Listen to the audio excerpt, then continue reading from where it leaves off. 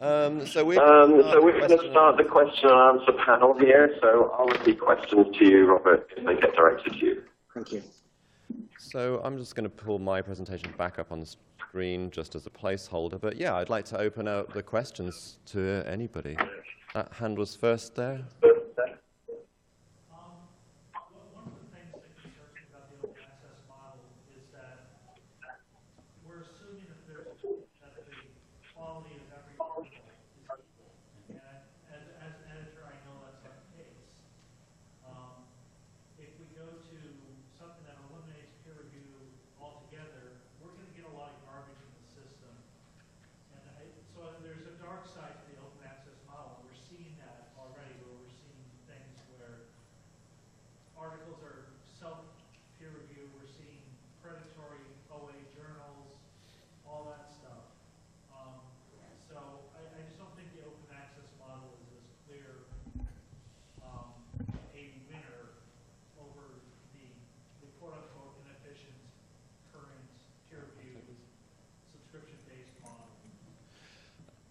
I mean, I'll certainly respond to that, and I'll certainly open it up to the rest of the panel.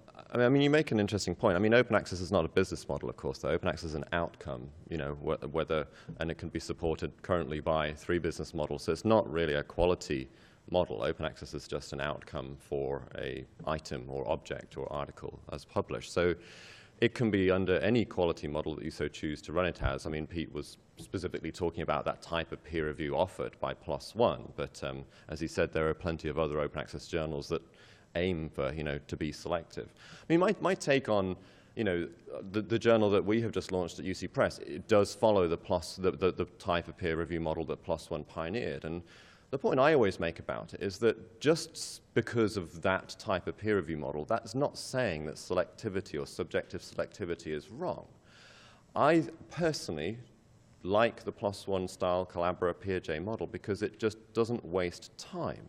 You can still editorialize subjectively, but you can do it post-publication. I'm just more interested in removing the gate, you know, the gatekeeping role of peer review to what gets published and what doesn't get published could, in my opinion, be more about a rigorous technical review.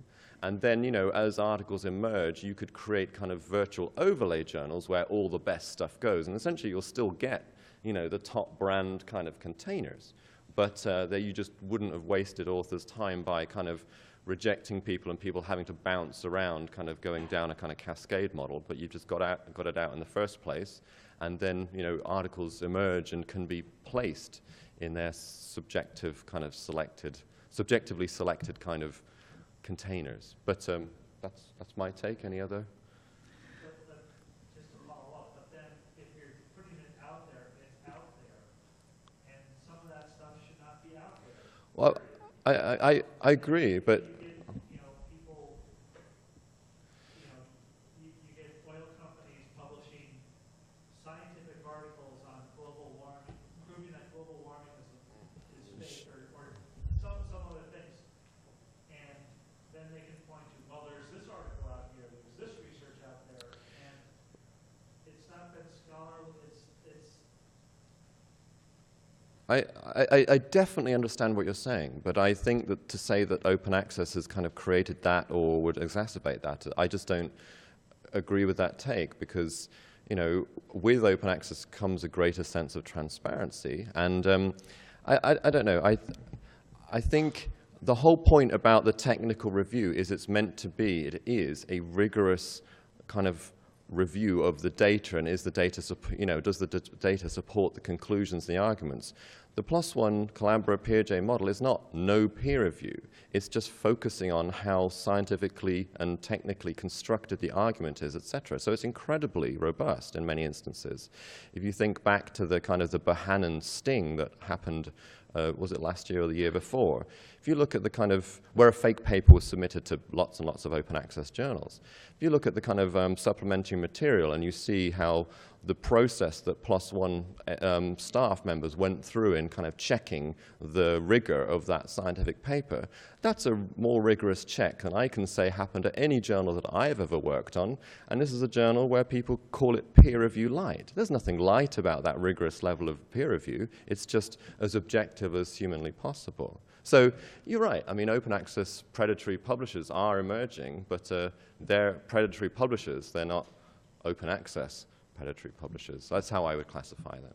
But I don't want to dominate. I'd like to, yeah, I absolutely what everything that Dan said.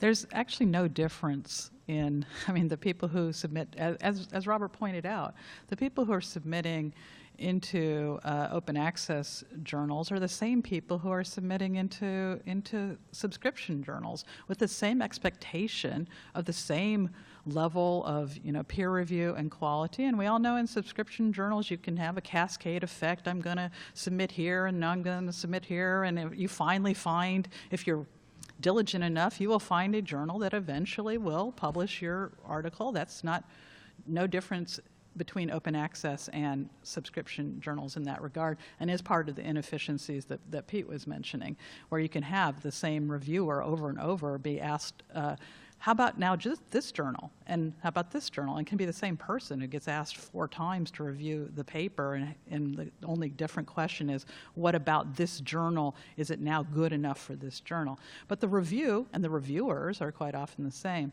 And in terms of predatory journals, I would say anyone who is publishing in a journal and paying whatever they're paying needs to be asking the question, is this a good journal?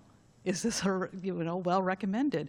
Is this one where I'll be proud to put it on my CV?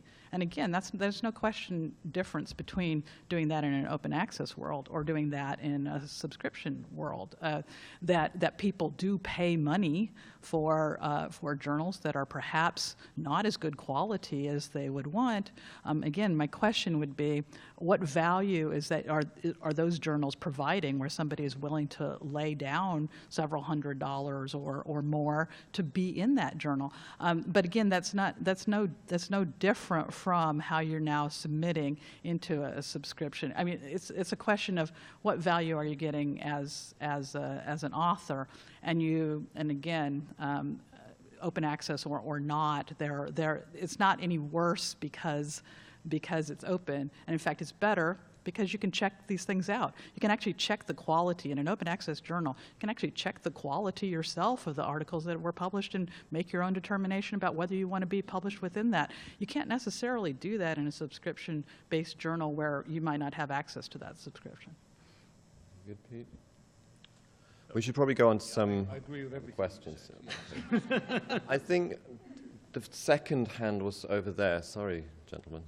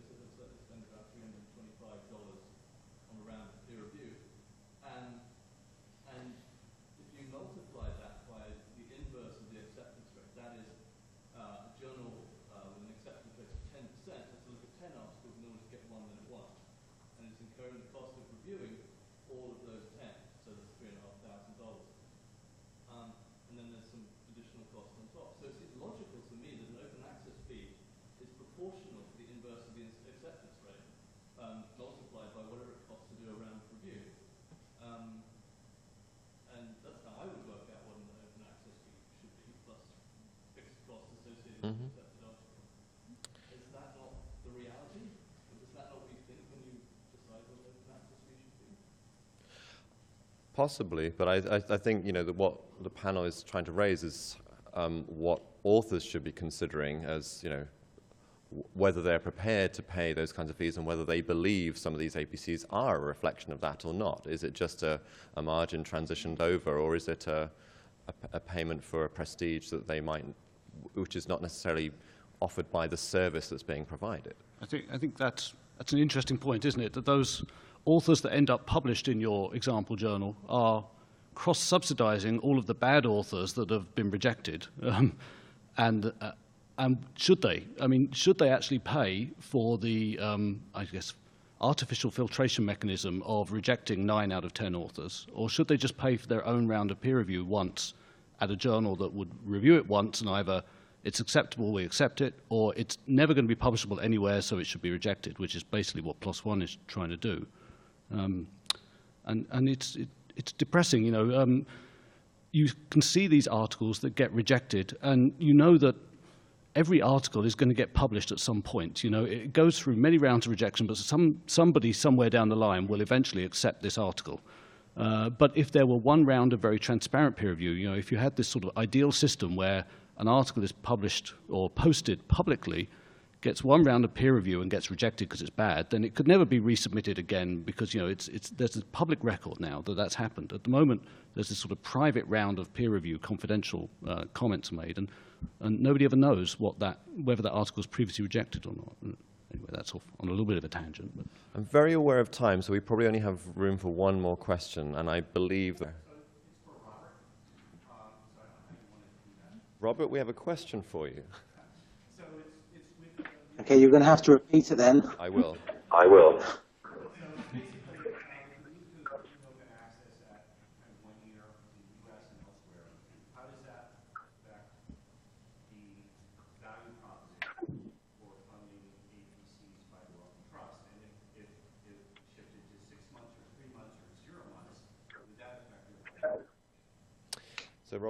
So Robert, how does the shift... This is quite weird because I have an echo here. How does the shift of green open in the US to a 12-month embargo period affect the value proposition that you believe that you're paying for as a funder? Well, I think how does that affect the value proposition? We want the research which we have funded to be available at the time of publication, not 12 months after publication, or, you know. So I don't think it does affect the value proposition. I don't know I'm not sure I've ever really fully understood the half-life data, but isn't in the field of life sciences, people tend to cite research fairly early on, so waiting a year doesn't seem particularly attractive.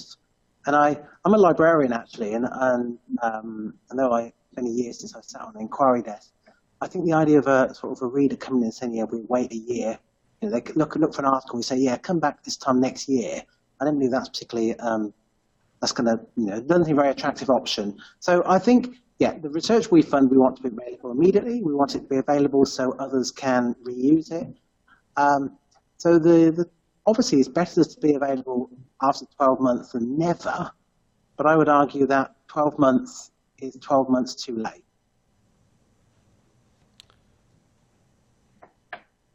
Thank you, Robert. Thank you, Robert.